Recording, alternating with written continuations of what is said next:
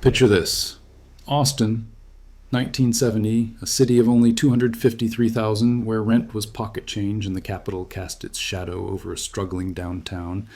It sounds perfect for dreamers, but hidden in the numbers was a powder keg, cheap living poised to fuel a creative explosion that would change music history and redraw the city's lines forever. But just how did this unassuming town become the spark that lit the world stage? In 1970, Austin felt more like a big neighborhood than a major city. With just over 250,000 people, it was small enough that you could drive from the Capitol Dome to the edge of town in 15 minutes and still have time to stop for a Dr. Pepper along the way. The University of Texas loomed large. 40,000 students packed the campus, their energy spilling onto the drag, where head shops, record stores, and coffee houses lined Guadalupe Street. The Capitol building stood only blocks away, a marble fortress presiding over a city that was starting to question its own rules. Downtown was a different story. 6th Street, now famous for nightlife, was a patchwork of pawn shops, dusty storefronts, and the occasional honky-tonk.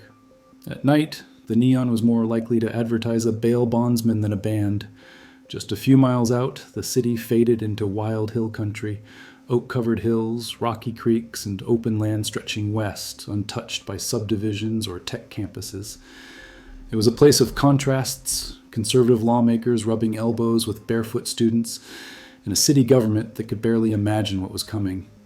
But beneath the quiet, there was a restlessness. The numbers told one story: a manageable town, a college hub, a state capitol with elbow room. The real story was about to unfold, and it started with how easy it was to carve out a life here if you knew where to look. Picture this. Finding a place to live in Austin during the 1970s did not mean endless apartment tours or bidding wars. A decent one-bedroom near campus ran between $150 and $200 a month. If you split a house with friends, you could stretch out in Hyde Park or Travis Heights for $250 to $300 a month, yard included. Buying a craftsman bungalow in those same neighborhoods was possible for $25,000 to $40,000, less than the cost of a new car today. The numbers did not stop at rent. University of Texas tuition for Texas residents stayed under $200 a semester, and the minimum wage clocked in at $1.60 an hour. With a part-time job or two, students and artists could cover their basics and still have something left over. Co-op housing offered another option: $50 to $75 a month plus chores, bought a bunk, and a built-in community. Daily life ran on pocket change. Beer at Schultz Garten cost 50 cents. A live show at a local club might set you back $2, maybe $5 for a big act. Breakfast tacos were measured in quarters, not dollars. This affordability was not just a lucky break. It was the engine that powered Austin's creative boom. Musicians rehearsed instead of clocking in. Writers lingered over coffee instead of rushing to day jobs. The low cost of living turned risk into routine, making room for big dreams on small budgets. All of it set the stage for the music and culture that would soon define the city. The old National Guard Armory on Barton Springs Road didn't look like much from the outside, just a hulking concrete box with faded paint and no sign to speak of. But in the summer of 1970, Eddie Wilson and a ragtag crew turned it into something Austin had never seen: the Armadillo World Headquarters. Inside, the air was thick with the smell of spilled beer and cigarette smoke, and the walls shook with every note from the stage. The place could hold 1,500 people, but it felt bigger than that. Part music hall, part commune, part living room for anyone who didn't quite fit anywhere else. The Armadillo became a magnet for outcasts and dreamers. Cowboys in pearl snaps sat next to hippies in bell-bottoms. Bikers nursed Lone Star beers beside students scribbling in notebooks. On any given night, you might hear blues, rock, or country, sometimes all in the same set. People started calling it cosmic country, a sound that mashed up honky-tonk twang with rock and folk, all with a Texas drawl. Everything changed when Willie Nelson rolled into town in 1972. Nashville had shut its doors on him, but Austin welcomed him with open arms. His first show at the Armadillo drew a crowd that didn't care about dress codes or politics. They just wanted to hear good music. Willie's long hair and mellow vibe fit right in, and suddenly the lines between redneck and hippie started to blur. Posters from those nights still turn up in old shoeboxes, proof that for a few bucks you could see a legend up close, surrounded by a crowd that looked like the whole city squeezed into one sweaty, happy room. Austin's music scene didn't stay boxed into smoke-filled clubs. In October 1974, Austin City Limits aired its first episode from a small UT campus studio, sending Willie Nelson's band and the city's new sound out over public television. Within a year, the show reached living rooms across the country on nearly 100 PBS stations, turning Austin into a destination for musicians and fans chasing something authentic. The momentum spilled beyond the cameras. By 1975, Antone's opened its doors on 6th Street, drawing blues legends like Muddy Waters and a young Stevie Ray Vaughan who first took the stage there before his name meant anything. Soap Creek Saloon, tucked away in the hills, became a second home for Jerry Jeff Walker and Michael Murphy.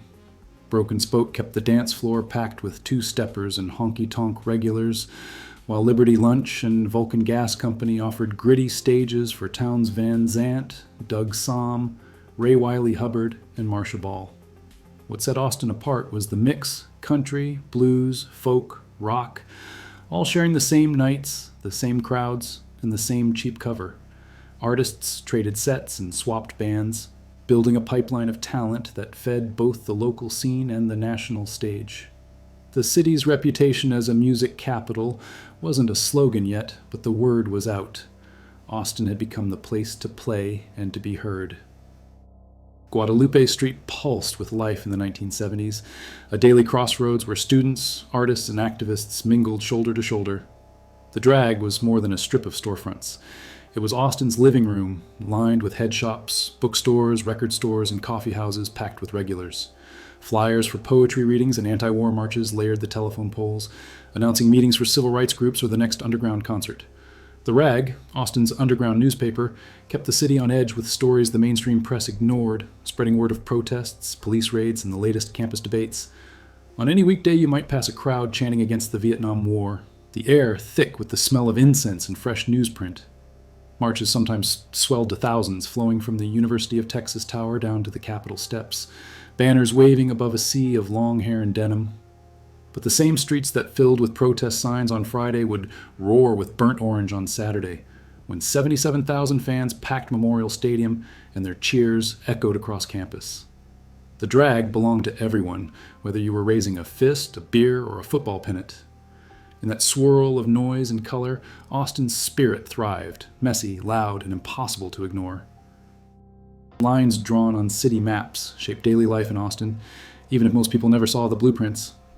In 1928, city leaders approved a plan that pushed Black and Latino families east of what would become Interstate 35, promising basic services only if they moved. By the 1970s, the divide was more than just a street. It was a wall.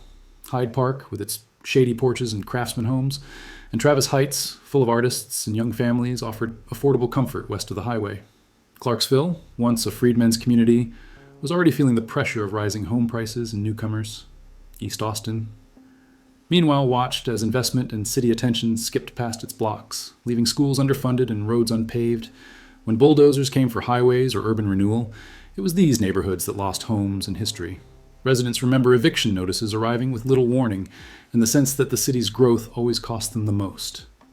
In the late 1970s, as developers set their sights on the hill country and the Springs, a new kind of resistance stirred. Neighbors began to organize, filing lawsuits, circulating petitions, and fighting to protect Barton Springs from runoff and sprawl. These early battles over the watershed marked the first time many Austinites realized that city plans were not just lines on paper, they were decisions about who belonged and who got left behind. Austin's 1970s freedom, where rent rarely topped $200 and music-shaped identity, feels almost mythic as today's median home price nears $600,000. The city's creative spirit was born from access, not exclusivity. Who gets to shape Austin now? That answer will define its future. Share your Austin story below.